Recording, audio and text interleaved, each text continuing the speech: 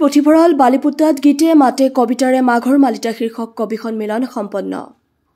দৰঙৰ বালিপুতাস্থিত নৰনাৰায়ণ পুথিভঁৰাল প্ৰাংগণত আজি কবিতাৰ উদ্যোগ আৰু নৰনাৰায়ণ পুথিভঁৰাল বালিপুতাৰ সহযোগত গীতে মাতে কবিতাৰে মাঘৰ মালিতা শীৰ্ষক অনুষ্ঠান এটি দিনজোৰা কাৰ্যসূচীৰে সম্পন্ন হয়। দিনৰ 12 বজাত আজি কবিতাৰ মুখ্য সম্পাদক ডক্টৰ ভৱেশ দাসে সঞ্চালনা কৰা অনুষ্ঠানটি উদ্বোধন কৰে প্ৰগতিশীল কবি লেখক সমালোচক ৰুদ্ৰ সিংহ মটকে। আজি কবিতাৰ সম্পাদক বিনয় চলিহা আৰু আদৰণি সমিতিৰ সম্পাদক বসন্ত বৰুৱাই আদ ধৰা সভাত আদৰণি ভাষণ প্ৰদান কৰে আদৰণি সমিতিৰ সভাপতি গোপাল ডেকাই। কটন বিশ্ববিদ্যালয়ৰ অৱসৰী অধ্যাপিকা মঞ্জু দেৱী পেগুৱে আজি কবিতাৰ ভোগালী বিশেষ সংখ্যা উন্মোচন কৰা সভাত ৰজত চন্দ্ৰ ডেকাক সমাজ সংগঠক বঁটা, কৃতেশ্বৰ ডেকাক সাহিত্য প্ৰেৰণা বঁটা, মণ্টু ডেকা আৰু মাধৱী বালানাথক গুৰু বৈভৱ বঁটা, হৰমোহন ডেকাক সমাজ সেৱা বঁটা প্ৰদান কৰা হয়। News desk AN live. যেতিয়া অপন্ত কোনো দ্বীপস্থ আয়তন নাছিল তেতিয়া চিন্তা ভাৱনাবোৰ স্বাভাৱিক আছে। স্বাভাৱিক মই গাঁৱলীয়া ল'ৰা অভাৱত লুতুৰি নিৰ্দয়হীনতাৰ সৈতে খেলা কৰা দিনবোৰৰ কথা যিবোৰ মই স্বাভাৱিক বুলি ধৰিছোঁ। এতিয়া দালানৰ আস্ফালৰ লুকাই যায় মোৰ ধিমিক ধামাক পোহৰি দিয়া আকচোতালৰ আকাশৰ অৰণ্য মহতিয়াই অহা এটা দৈত্যকাই কজলাবৰণৰ ভালুকে গাভৰু জন্তুক গিৰি ধৰিলে। উদ্ভ্ৰান্ত বতাহজাকৰ চাক নৈয়াত পৰি অপৰিণত বাঘটো ভাগি থাকিল।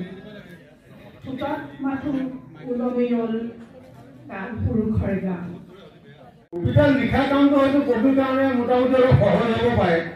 কবিয়ে যদি চৰ্চা কৰি থাকে, অনুশীলন কৰি থাকে, সাধনা কৰে, তেওঁ কবিতা নিশ্চয় লিখিব পাৰিব।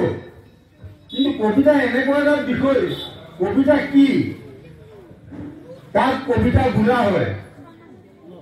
এনেকুৱা বিলাক প্ৰশ্ন যদি কবিক সোধা হয় তেতিয়া কিন্তু কবি দুমোজাত সংকটত পৰাটোৱে স্বাভাৱিক।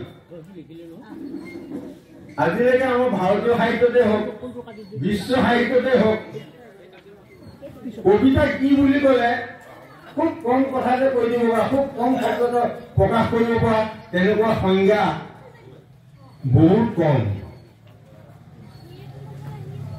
ওচৰতে কৈছিলে স্পন্টেনিয়াছ অভাৰফ্লো ভাৱৰ প্ৰাণৱন্ত প্ৰকাশ বুলি কৈছিলে। মানুহৰ ভিতৰত যেতিয়া আৱেগ শক্তিশালী হৈ উঠে, কোনো এটা আৱেগ ভিতৰি ভিতৰি যেতিয়া স্পন্দিত হৈ উঠে,